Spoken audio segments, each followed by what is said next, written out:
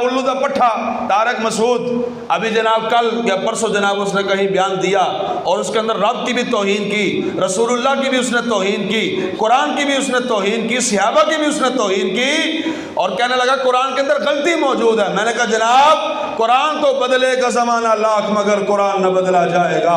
है कौले मोहम्मद कौले खुदा, फरमान न बदला जाएगा। कुरान के अंदर तो जनाब 1400 साल गुजर गया, कोई हर्फ क्या जबर जेर की तब्दीली नहीं कर सकता।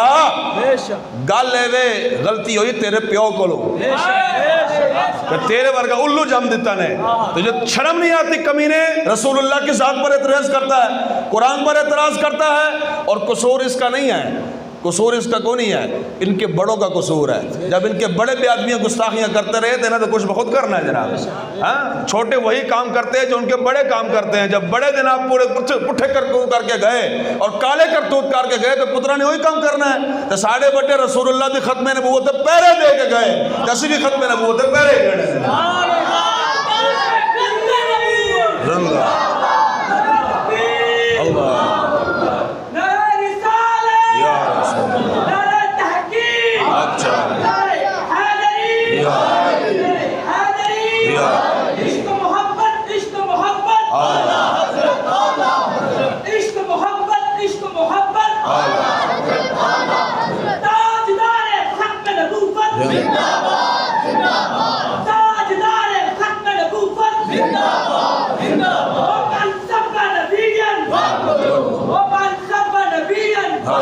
जब तुम्हारे बड़ों ने जनाब खुदा को नहीं बख्शा, खुदा के बारे में ये कहा कि जनाब खुदा झूठ बोल सकता है, नबी अलैहिस्सलाम की बारगाह में और कहने लगे जनाब बकवास करने लगे कि हुजूर का ख्याल नमाज में आ जाए तो नमाज टूट जाती है, उसके मुकाबले में बैल और गधे का ख्याल आए तो नमाज नहीं टूटती।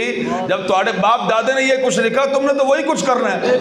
और साढ़े बड़े कह गए सरवर कहूँ कि मालिक मौला कहूँ तुझे, असी भी यही कुछ करना से जनाब, असी भी बैठ के यही कहना ज़मीन व ज़मान तुम्हारे लिए, मकीन व मकान तुम्हारे लिए, हम आए यहाँ तुम्हारे लिए, उठे भी वहाँ तुम्हारे लिए।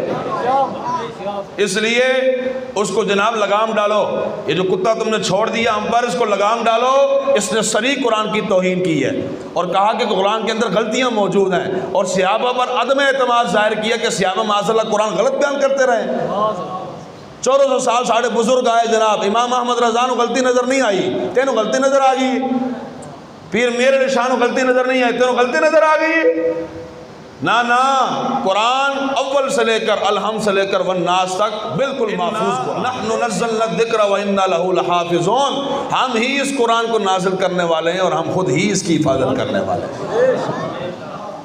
ये होते हैं फिर इस किस्म के लोग निकलते हैं कि जब इल्म का हैजा हो जाता है ना जनाब, और इल्म जनाब पता नहीं केड़ा पास केड़ा तेरे को इल्म साने भी दस ना, यूट्यूब ते बह के जनाब चवला मारना, कौम दे नाल मजाक करना है, मिंबर रसूल की भी तो तौहीन करता है। तेरे पास कौन सा इल्म है?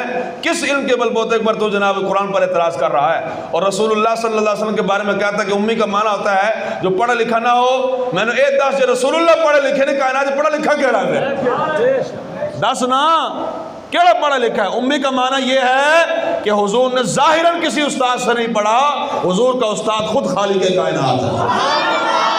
अर्रहमान अल्लमल कुरान, रहमान ने कुरान अपने बंदे खास को सिखाया है। हुजूर का उस्ताद खुद खालिक कायनात है। जाहिरन हुजूर ने किसी उस्ताद से नहीं पढ़ा।